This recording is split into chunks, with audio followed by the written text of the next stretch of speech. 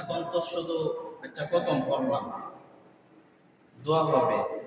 এটা যে নিয়ে গেছে সে এখনো হয়তো বা কিছু করে নাই, বিক্রি করে নাই বা কোনো কিছু করে নাই, এখনো তার কাছে আছে।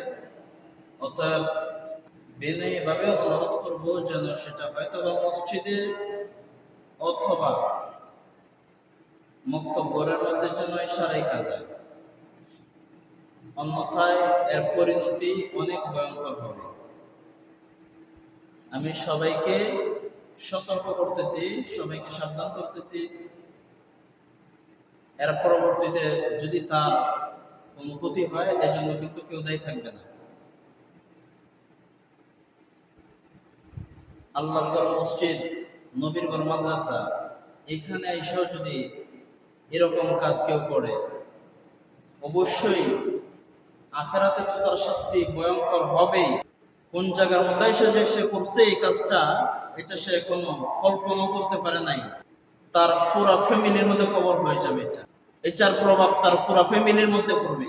এবং এমন তদবির আমি চালু করে যাব ইনশাল্লাহ, যেটার প্রভাব তার সন্তানাদি থেকে শুরু করে তার নাতি নাত করে তাকে ধরে যত পর্যন্ত তার প্রজন্ম থাকবে ইনশাল্লাহ প্রত্যেকটার মধ্যে এটার প্রভাব থাকবে। সে কোন জায়গার মধ্যে সেই কাজটা করছে সে কল্পনা করতে পারে নাই।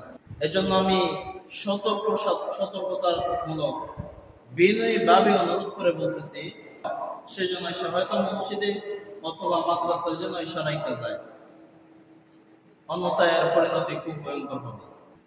এখন আমরা যে খতমটা পড়লাম এটার দোয়া হবে এবং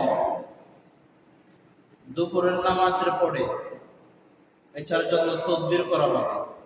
যদি এর ভিতরে এসে না দিয়া যায় তাহলে দুপুরের পরে ইনশাআল্লাহ তদবির হবে, আর এর ফলাফল ভোগ করার জন্য যেন সে প্রস্তুত থাকে। ঠিক আছে ইনশাআল্লাহ। আর ভবিষ্যতে যেন এরকম কাজ অন্তত এখানে এসে না করতে পারে, এমন একটা অবস্থান তৈরি হবে ইনশাআল্লাহ। আমরা সবাই দরুদ শরীফ পড়ি।